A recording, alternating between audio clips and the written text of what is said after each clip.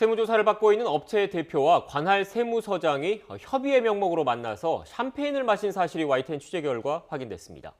업체 측은 세무조사와는 상관없는 관례적인 만남일 뿐이라고 해명했는데 해당 기업 협의회 회원도 아닌 것으로 확인돼서 그 배경에 의문이 커지고 있습니다. 국세청장은 세정협의회가 로비 창구로 전락했다는 의혹이 불거지자 세정협의회를 폐지하는 것을 검토하겠다고 밝혔습니다. 취재기자 연결합니다. 신준명 기자.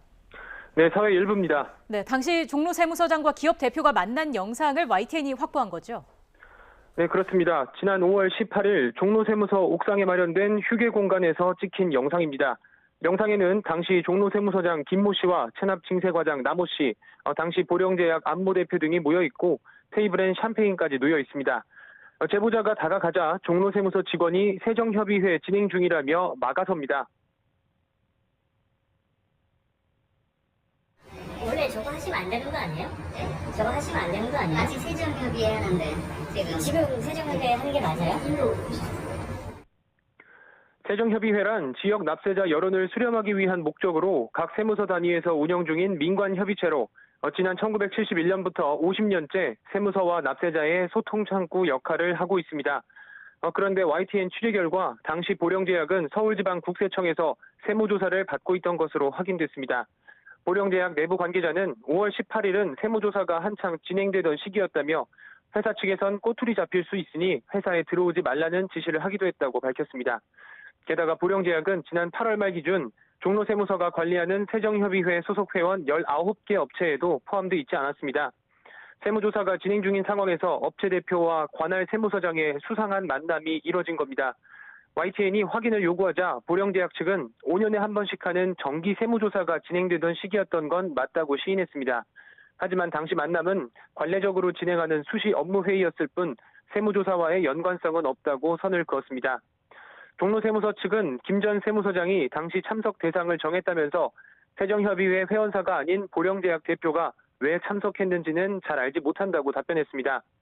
또 김 전 세무서장에게 정확한 경위를 확인하려 했지만 현재 병가 중이라 사실 확인이 곤란하다고 덧붙였습니다. 네, 세무서 관계자와 납세업체들이 만나는 세정협의회를 놓고 각종 로비 의혹도 잇따랐지 않습니까?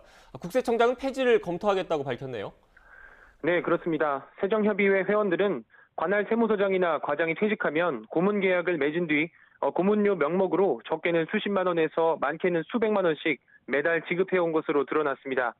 현직일 때 세정협의회를 통해 관계를 형성하면서 세무조사의 편의를 봐달라는 식으로 청탁하고 퇴직 뒤엔 전관 예우로 대우해주면서 일종의 보험을 든다는 건데요. 더불어민주당 김두관 의원실에서 확보한 세정협의회 회원의 증언을 들어보겠습니다. 소장들은 한 900만 원 정도 하고요. 다른 세무서장 되면 또 1년 미래직으로. 하여튼 어떤 세무서든 간에 다 이런 것들은 좀 다 사보는 사람 입장에서는 정치도 문제지만 세무서가 가장 무섭잖아요.